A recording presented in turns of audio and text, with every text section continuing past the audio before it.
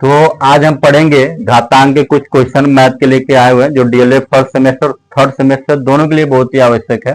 तो चलिए हम इस क्वेश्चन को सोल्व करते हैं। हमने आपको घातांक का नियम भी बताया था कि अगर ए पे पावर m हो और ए पे n हो, ऐसे डिवाइड करना हो तो ये घात आपस में माइनस हो जाते हैं, ए पे पावर m माइनस n हो जाता है। ये आपको रूल पता होगा।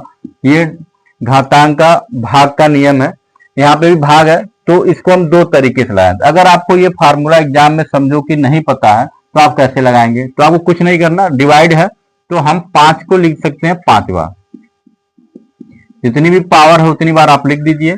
और उसके बाद यहाँ पे डिवाइड का चिन्ह है तो डिवाइड लगाकर इसको 5 को 3 बार लिख दीजिए।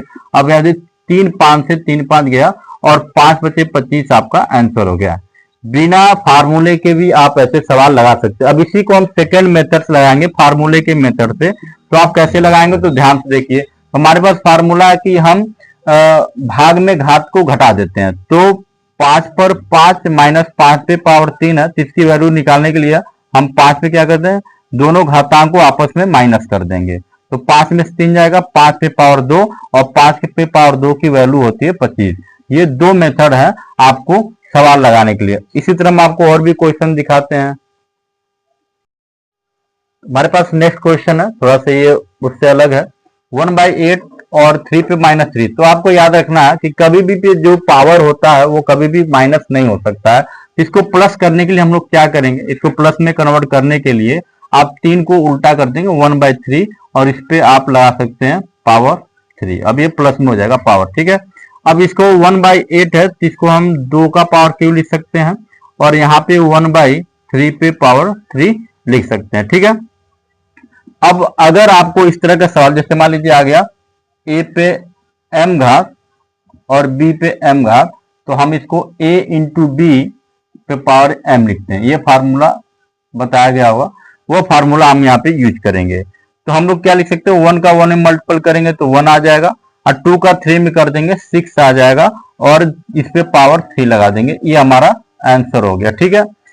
अब इसको सेकेंड मेथड से भी लगा सकते हैं आप। a को 2 का वैल्यू रख देंगे 8 हो जाएगा और 1 सेकेंड मेथड है और यहाँ पे 3 का क्यूब कितना होता तो 27 होता। अब इसका मल्टीपल कर सकते हैं, उसका भी मल्टीपल करेंगे तो उतना ही आएगा जितना इसका आएगा। तो 1 हम लिख सकते हैं 8 से 56 को 6 5 8 से 16 5 1 216 और 6 का भी क्यूब कितना होता है 216। तो दोनों का आंसर सेम आ जाएगा। आप हर सवाल में आपको एक फार्मूले से भी बताया जा रहा है और एक बिना फार्मूले से। अगर आपको फार्मूला नहीं पता, तरीका पता है, फिर भी आप घातांक के प्रश्नों को आसानी से एग्जाम में सॉल्व कर सकते हैं।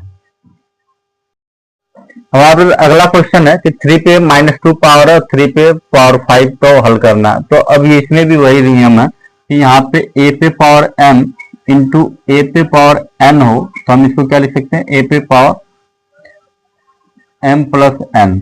गुणा में घात को जोड़ते हैं, ये आपको पता होना चाहिए, ठीक है। तो यहाँ पे हम लोग क्या करेंगे, 3 लिखकर इस पे पावर -2 और प्लस 5 लिखेंगे, ठीक है।